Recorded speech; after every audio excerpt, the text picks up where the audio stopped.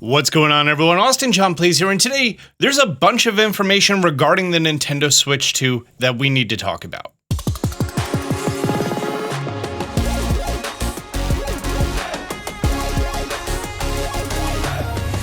Next week is going to be the Mario Kart World Direct, 1 week from when this video is coming out. But there's been a lot of news and developments since my last video talking about Nintendo's statement that they are holding off on doing pre-orders in the United States because of the tariffs that were going on. Since then, my neighbors to the north, my cold Canucks up there, you guys know that Canada also had its pre-orders delayed to coincide with America, which is a very smart idea because the last thing you want is American scalpers with a passport heading north and then smuggling them back over like some sort of inverse drug runner. While yes, it is disappointing, I think it's better overall for everyone. Our president affecting your happiness, there's only one thing I can say about that. And to quote a Canadian, when the Canadian fires were coming down and producing a whole bunch of smoke over the northeast United States, to quote what they said to me, sorry. Log in. Oh, 300 platinum coins for my birthday. Thank you, Nintendo. On the Nintendo website, we now see that the first batch of invitations is going to be going out May 8th. So we know that pre-orders for the Nintendo Switch 2 are happening on May 8th on Nintendo's website. That may or may not be a date that they are going to be doing for all other retailers. There's actually some good news regarding the price. Famous Home Alone 2 star Donald Trump says that all of the tariffs that he's not going to back down from, they're just going to be on pause for 90 days. Well, for most countries. Donald Trump dropped the new tariff rates on imports from most US trade partners to 10% for 90 days to allow trade negotiations with those countries. This directly impacts the Nintendo Switch 2. Between Japan and where the Nintendo Switch 2 and its accessories are manufactured, they're now only looking at 10% tariffs instead of 46%. So that is an almost negligible cost, so we may not see the price of the system and accessories in the United States and Canada not go up in price. I'm hopeful for it. I'm not saying it's guaranteed, I'm not saying it's confirmed, but I'm definitely hopeful for it. China, not so much though. So tariffs imposed on imports from China are receiving 125% tariffs effective immediately due to lack of respect that China has shown to the world's markets. This is the worst timeline. Scalpers. Scalpers have turned to eBay, but it seems like eBay is turning back on them. If you were to go ahead to eBay and look for pre-orders of the Nintendo Switch, you're gonna see that not a lot of listings are here. Well, at least not in the US. Other countries like Australia, I find the City of Games listing over here. The Australian dollar is much cheaper, so the console and the games digitally and physically is cheaper in Australia.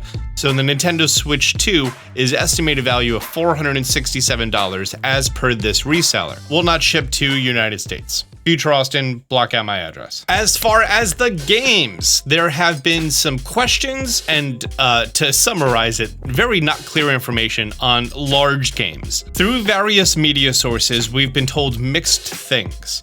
Well, one, Cyberpunk is confirmed to fit on a single 64 gig cartridge, which is great news. It may also need patches on day one, but day one patches are just part of gaming now. It's so you get a better experience, bug fixes, and patch exploits. But there's also a new thing going around called game key cards. This is a game key card. It's a Nintendo Switch 2 case, and it has a big game key card here at the bottom, which, by the way, is a physical cartridge.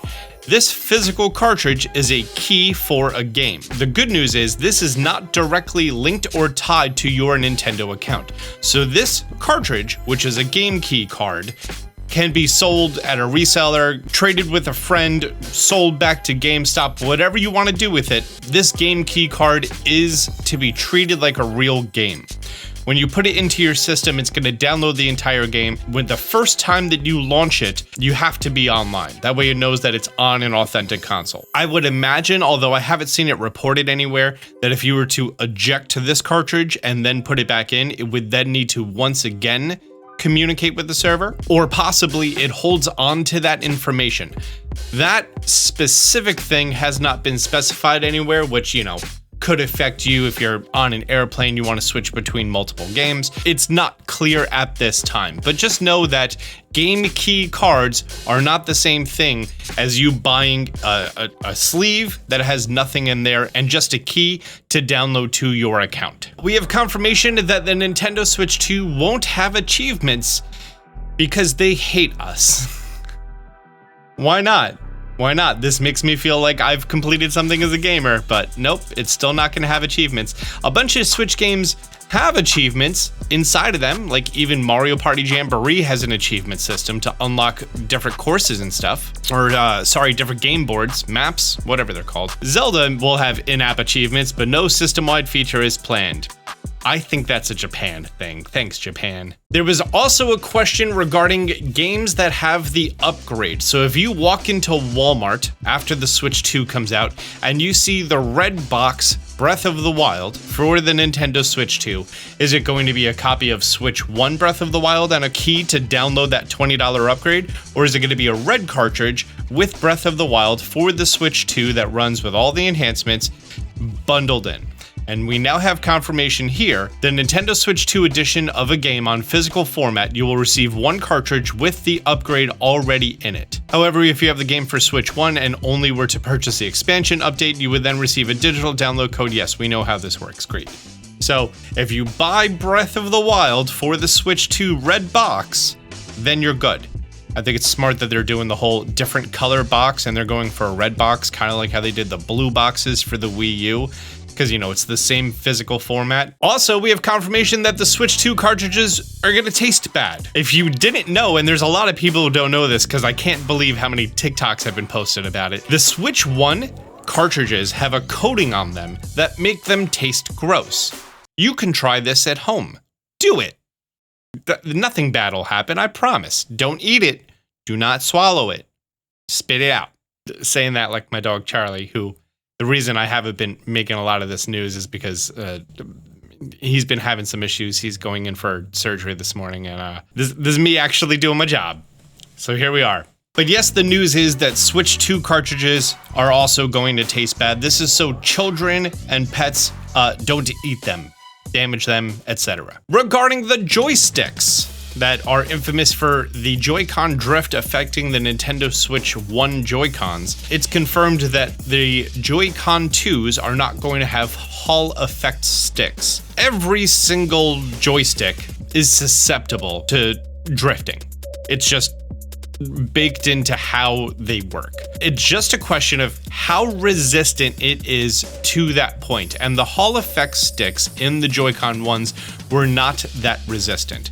Nintendo made a statement saying that they re-engineered the joysticks from the ground up. This could be a new first-party joystick. This could be a joystick from someone else. We don't exactly know. There's a lot of theory and speculation. I have not seen concrete proof one way or the other. So just know that the specific joystick that caused joystick drift is not in the Joy-Con 2s. It could be a different joystick. It's going to be a different joystick that may be better or it may be worse. Regarding the tech demo for the Nintendo Switch 2, and I'm refusing to call it by its name. I'm refusing to learn its name. The tech demo that you walk around the system and you learn about the system. The digital instruction manual is confirmed to cost $10 in the US, which is a travesty. This should have been free 100%. Reggie Fils-Aimé, in his book, talked about the issue of Wii Sports. And 2 years ago, in an interview he did with IGN, he talks about this, that Miyamoto had some pushback about including Wii Sports as a pack-in title. It's an understatement to say that Mr. Miyamoto pushed back. I miss hearing Reggie. I really do. He has a comforting voice. You know, we wanted this system to be attractive not only to the most active players, but to new players and to bring them into the video gaming experience.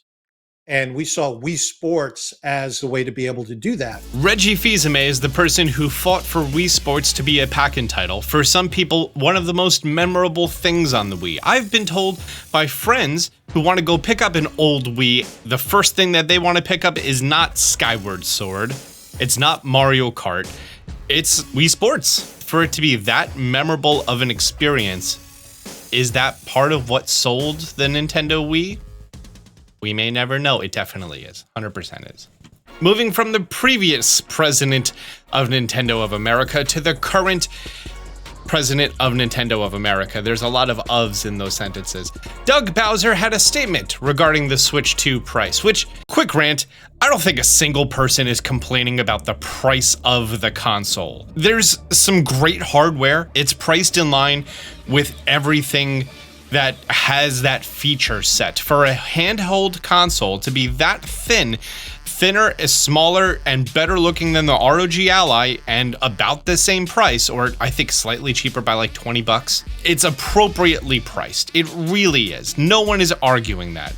It is a sticker shock to see that Nintendo is putting out a console, but for the last 7 years, we as gamers have bitched, moaned, and complained saying that we want a more powerful Nintendo Switch, and now they are giving us a more powerful Nintendo Switch. So it would be inappropriate for us to bitch, moan, and complain that the Nintendo Switch 2 that we wanted to be more powerful now costs more money. It does. Doug Bowser had a statement about this. We believe that the pricing is appropriate for the value of the machine and the gameplay experience overall. Okay, you know, it's a respectable piece of hardware and it's priced as such. That makes sense. We recognize that there are some people that may not be able to afford the Switch's 2 price point. That's why we wanted to make the other Switch platforms available, so people will still have an opportunity to come into our gaming universe, be a part of these characters in these worlds, and see value, if you will, in whatever rung of the platform they come in. Right now, we're in the early adopter phase. Not everyone in the world, not all of the 152 million Nintendo Switches is going to have a person who is going to have a Nintendo Switch 2 in the first year. That is a fact. But the fact that if you take a Nintendo Switch 1 game and you put it into a Nintendo Switch 2, you can share that game for co-op or whatever you want to do with 3 people next to you. I think that's pretty fantastic. They already confirmed, because you saw an entire direct of it, that there is a lot of games planned for the Nintendo Switch 1.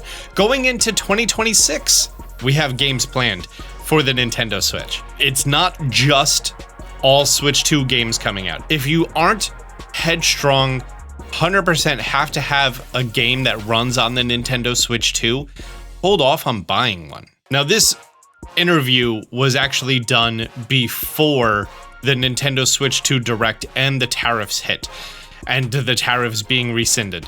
So this information is coming from him before the tariffs, basically saying that we're not taking what could have been tariffs into consideration for the price, hence why they held off on the pre-orders.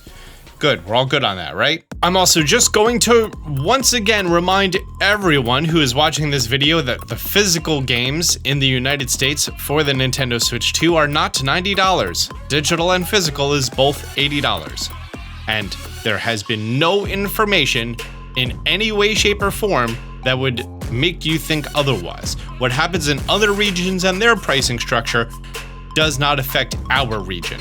They are completely separate regions. Nintendo of America's job is to talk about the Americas. So we know that our digital and physical games are the same price. And that about wraps it up. All of the Nintendo Switch 2 news that has happened over the last, what seems like month, but it was the last 4 days, all wrapped up into this video. We have the Mario Kart World Direct coming out on the 17th. And here's a question of the day. Would you like smaller videos talking about all of these things as little nooks and crannies? Or do you enjoy the fact that I just wrapped up all of the articles over the last week into this one video? Leave it in the comment section down below. Thank you so much for being here.